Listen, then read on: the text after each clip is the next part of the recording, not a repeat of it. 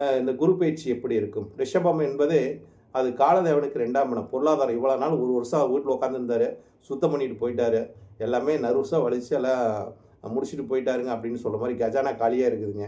எப்படி ஒரு அரசியல்வாதி ஒரு கட்சி நடத்திக்கிட்டு இருக்கும்போது, அவர் ஆட்சி மாற்றம் வரும்போது அங்க ஒண்ணுமே இருக்காது. அடுத்தவன் போய் ஆட்சியில உட்காரும்போது, மீண்டும் நிதிநிலை பெருக்கணும் அப்படிங்கிற தன்மைய அந்த ரிஷப ராசிக்காரங்களோட தன்மை இப்ப இருக்குது.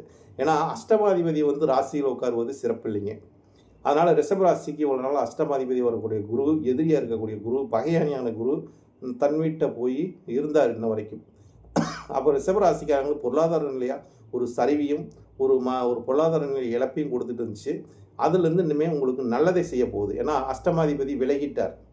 அதாவது உங்க ராசியிலிருந்து அஷ்டமாதிபதி குரு பகவான் விலகி 2ஆம் இடம் தனஸ்தானத்துக்கு போயிட்டார். அப்ப நிதிநிலை என்று சொல்லக்கூடிய இடத்துக்கு 2ஆம் இடத்துக்கு பொருளாதார நிலை, குடும்ப நிலை என்று சொல்லக்கூடிய இடத்துக்கு குரு பகவான் போறதுனால, அது ஒரு சிறப்பு தாங்க. அஷ்டமாதிபதி தன் ராசி விட்டு விலகுவதே ஒரு சிறப்பு. அதே மாரி லாபாதிபதி 2ல இருந்தா லாபங்கள் நிச்சயமா குடுக்கும். ஏன்னா 2ஆம் அதிபதி 11ஆம் அதிபதி தொடர்பு உங்களுக்கு கிடைக்குது. அது 2ல இருக்குது. அதனால உங்களுக்கு பார்க்கக்கூடிய ஒரு இடமும் பார்த்தா எதிரி ஸ்தானமான 5ஆம் இடத்த பார்க்குறாரு முதல் பார்வையாக. அப்போ 6ஆம் இடத்த பார்க்கறனால உங்களுக்கு கடன் பிரச்சனை குறையக்கூடிய தன்மையும், நீங்க கடல்ல ஒரு உத்தியோகத்திலிருந்து ஒரு நல்ல ஒரு மேல போகக்கூடிய தன்மையும், உத்தியோக உயர்நிலை கிடைக்கக்கூடிய தன்மையும், பிரச்சனைகள்லேருந்து விடுதலை கிடைக்கக்கூடிய தன்மையெல்லாம் கொடுக்கும்னு வச்சுக்கங்களேன். அடுத்ததாக குரு பகவான் உங்களோட அஷ்டம ஸ்தானத்தை பார்க்குறார். ஆயுள் ஸ்தானத்தை. ஆயுள் தீர்க்கங்க ரிஷபராசிக்காரங்களுக்கு. இந்த விபத்து, கண்டம் இதெல்லாம் வரலாம். அதில் வந்து குரு பகவானை வந்து தடுத்து நிறுத்திடுவார்னு வச்சுங்களேன்.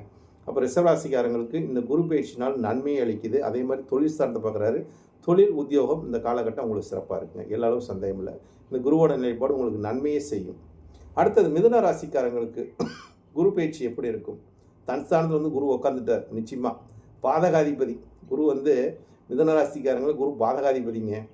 அவர் ராசியில் வந்து உட்காந்துட்டாருங்க. அது யார் 7 கூடயும் 10 கூடயும் அப்போ